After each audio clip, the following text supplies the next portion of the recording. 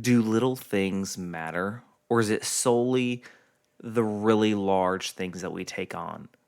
For example, we just hit New Year's a few weeks ago, and we make typically huge goals at the first of the year. And sometimes they're so large that they're not manageable. But how do we set goals that we actually can attain? How do we truly bring about change, not just in the physical realm of our lives, but in every realm? Well, that's what we're talking about in today's episode. So strap in and get ready for episode 099. Let's go. I've always been that skinny guy. Why can't I gain muscle mass? What do I do in the gym? They said I'd always be skinny. This is your complete source for how to gain lean muscle and break out of your skinny body. From nutrition to getting the most out of your workouts and everything in between. We know just how frustrating gaining muscle mass can be, but don't worry, we've got you covered. You're listening to the Bones to Bulk podcast. Hey, welcome to today's episode. My name is Brian Parody. I will be your host today. And before we dive in, head on over to bonestobulk.com. Check out our free training. I created it. It's where I basically sit down with you over video and I talk about the things that I wish I had known when I started. So head on over to bonestobulk.com. It's right there on the front page. You cannot miss it. With that being said, let's dive in. So we often think that the large changes that we make, in other words, the huge monumental steps, the going cold turkey, the just going all out, are the only ways that we bring about change. But typically, if we're just starting off, and this applies not just in the physical realm, but if we just dive in head first and go hard, then we're going to burn ourselves out. Because that steam that we have when we make that first plunge is going to kind of go away. We're going to lose a lot of the motivation. We're going to lose a lot of the gumption that we had. And we're just going to come up short. We're going to be overwhelmed by all there is to be done.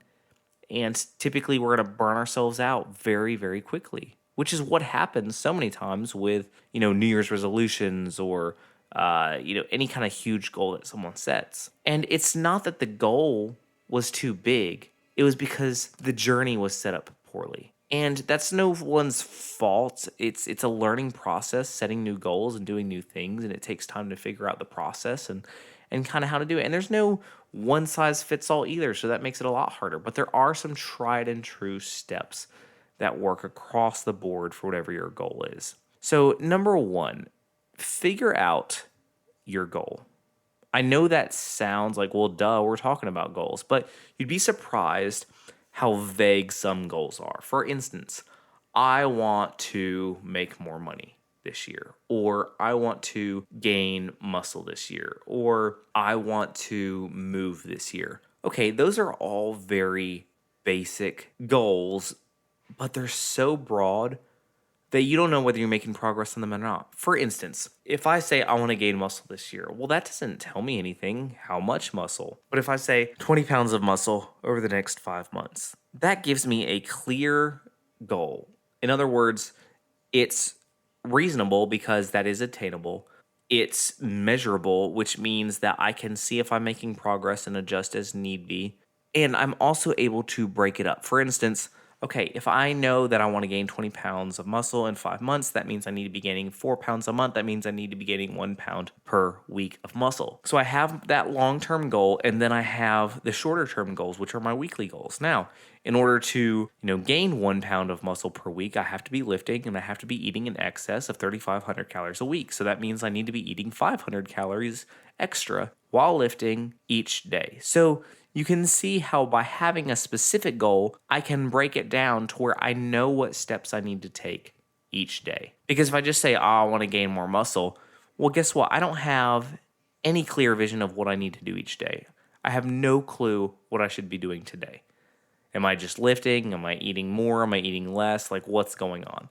But when we really break it down and have that clear, distinct goal, we can set up parameters and we can set up a game plan. And again, this does not just relate to physical fitness. This relates to everything. I said earlier, you want to make more money this year. Okay, how much extra do you want to make? Maybe it's $10,000 this year. How are you going to do that? If it's, by working hard and getting a raise. That's a possibility. Or maybe it's picking up a side hustle. Maybe it's Ubering 3 times a month. Maybe it's honing in on some skill that you have to where you can offer out your services part-time. Like, there can be a lot of different things, but it breaks it down measurable. So if you're going to gain $10,000 throughout the year, you know how much you need to be making per month and how much per week and how much you would have to work depending on what you're doing. So you see how setting those big goals has to be broken down into smaller goals for us to really put in the work to make it happen. And we often get so caught up in the big picture, the big goal. I just want it to happen. I want it to happen. But just in reality, it's those small, everyday decisions that aren't sexy. They're not glamorous. They're not Instagram or Facebook posting worthy. They're the things that nobody sees except for you. But guess what? When you do them regularly, when you do them consistently, when you stick with it, regardless of the immediate results, that's when the big change happens. We always think, oh, that person was an overnight success story, or that person, hit it big overnight. Trust me, no, they didn't. No, they didn't. You sit down and you go and you Google anybody's story, and they worked their ass off to get to where they were.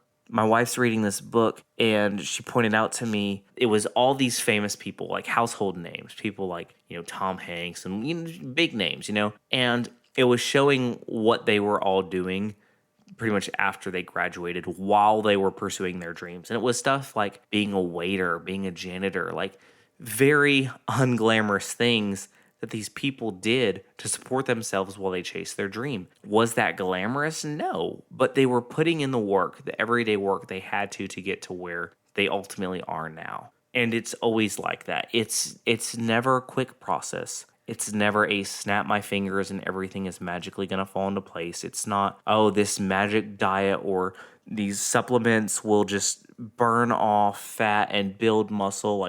No, that crap doesn't work. It's putting in the work. It's building the everyday habits. So don't take light of the everyday things, because when you're sitting there in your living room at night, and the chocolate chip cookies are calling your name out of the pantry, and you're like, man, you know what? It's just 2 cookies. But guess what? It's not the daily habit you need to be doing. So focus on those daily habits. You need to make sure those are at the forefront of your mind and that you're making sure they get done. All right, if you are on Facebook, check out our Bones to Bulk group. We have a great community of people over there on literally all walks, all stages of the fitness journey, from beginner to intermediate to advanced to other trainers. It's a great place, and everybody just sharing their journey together. So if you're on Facebook, search Bones to Bulk, join the group. We'd love to have you a part. With that being said, remember, no matter what anybody's told you, what obstacles you're facing, what walls you've hit, you can overcome any circumstance that stands in your way. You've got this.